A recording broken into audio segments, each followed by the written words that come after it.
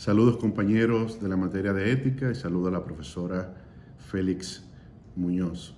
Soy Iván López y pertenezco al grupo número 3 de esta materia y vamos a abordar, que es el tema que nos toca, el código de ética.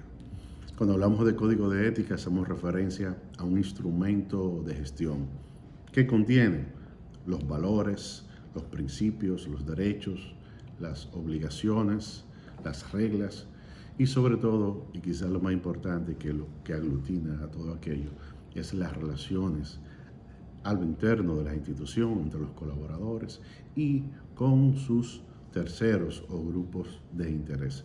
Cómo se relacionan entre ellos. Para ello, se desarrolla un documento que sería el código que contiene las siguientes características según lo señala Jesús Zamudio. Estas 5 características son un documento que sea específico, es decir, que el documento contenga ejemplos, que se pueda decodificar, que sea digerible entre aquellos que deben interpretarlo y comportarse tal como señala el documento. Debe ser público. ¿Por qué público? Porque todos debemos tener el acceso al documento. Deben ser claros, breves, prácticos y sobre todo deben ser realistas. Deben ser revisables, es decir, que cada X tiempo este documento debe ser un documento vivo, con ciclos de revisiones para adecuarlo a la situación del momento y para mejorarlo también. Y sobre todo debe ser ejecutable. Si tenemos un documento que no se relaciona con la actividad de la empresa o que está fuera del contexto, entonces será muy difícil aplicarlo.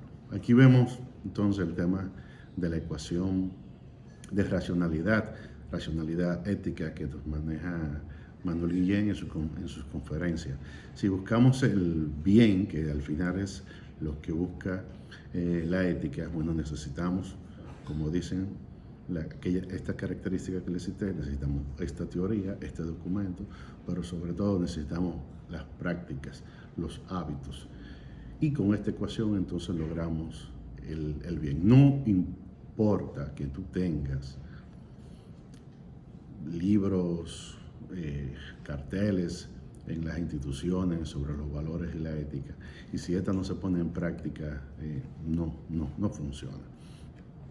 Miren, las instituciones se presentan como toda sociedad, como parte de la sociedad que son las instituciones y las corporaciones, a constantes dilemas. Estos dilemas debemos enfrentarlos desde el punto de vista ético o los enfrentamos fuera del punto de vista ético. Y aquí viene entonces el problema que se le presenta a las instituciones. Cuando las instituciones no tienen una cultura ética, no tienen una historia.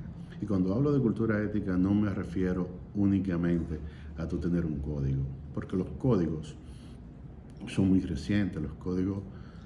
Hay códigos viejos como el credo de Johnson & Johnson, los valores de AT&T, que me parece que pueden tener hoy en día ya 80 años y quizás más, pero más o menos desde esa época. Pero en los años 80 y 90 es que en Inglaterra, en Estados Unidos, en Europa, se viene dando la cultura ya de formalizar un código de ética. Pero mientras tanto, ¿qué teníamos? Teníamos una cultura organizacional de ética, que para mí sigue siendo lo más importante para responder a esos dilemas. Esa cultura es el fundador que crea la institución, que crea la empresa, que tiene ciertos valores y con su comportamiento también le sirve de ejemplo a los demás directivos de las instituciones y a todos los colaboradores.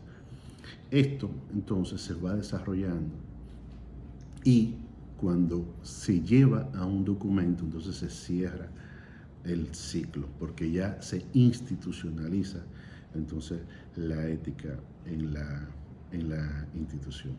Pero lo más importante es interiorizar que cada persona que sea de la institución, entonces se comporte de esa manera.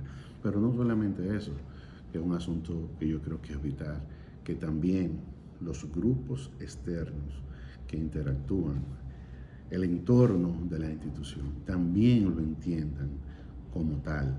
¿Entiendan qué? Bueno, que esta empresa tiene ese comportamiento ético, que no se queda solamente hacia lo interno. Como todo gerente debe incluir la ética para entender las organizaciones. Y esto es un llamado que también hace Stoner, Friedman y Gilbert en su manual de administración.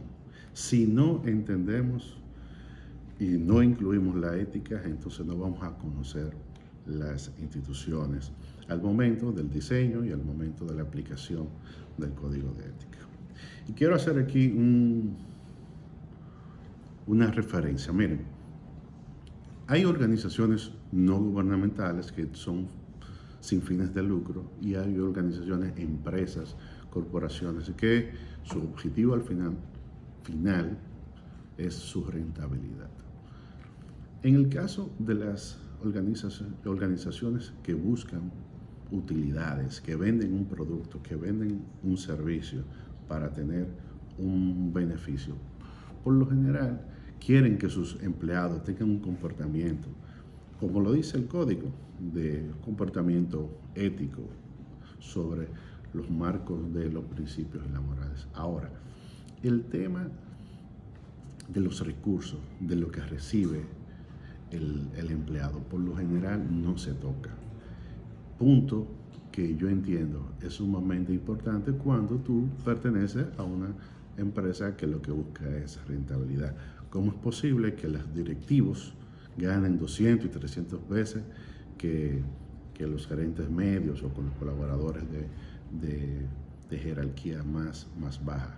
Eso, por ejemplo, es lo que vemos en Europa, es lo que vemos en Estados Unidos, no tanto, por ejemplo, en Japón, como vemos en algunos textos, que los directivos no tienen tanto la diferencia. Pero ese tema no se toca, ese tema por lo general no se quiere abordar, el tema de los recursos. ¿Por qué? Porque eso crea desigualdades dentro de la empresa y no es ético. Pero también esas desigualdades pasan a la sociedad y traen entonces otro tipo de problemáticas que enfrentan a la sociedad. Así que quise poner ese tema de los recursos dentro del código de ética, porque por lo general no se toca. Lo que se quiere es un comportamiento, pero no se ven las condiciones económicas que son vitales para tú también tener un comportamiento ético importante. Sobre la capacitación, miren, yo veo las empresas como un huacal de refresco. Cuando un empleado entra, ahí comienza ya la capacitación, pero debe ingresar dentro de ese huacal una estructura ya formalizada, valores, misiones, principios claros, donde tú lo colocas y ya hay un proceso de inducción donde se le orienta cuáles son las tareas, cuáles son los valores, las normas, los procedimientos, para que ese empleado entonces, y sobre todo ejemplos internos de la empresa y la historia de la empresa. Eso de alguna manera va creando que el empleado que entró hoy se vaya entonces involucrando con toda la cultura organizacional de la empresa. Y esto debe tener entonces ciclos de revisión. Los ciclos de revisión no se puede quedar en las directivas. Debe incluir todo el personal. Puede haber un personal, que las empresas grandes lo tienen, que se encargan únicamente de vigilar el cumplimiento del código de ética.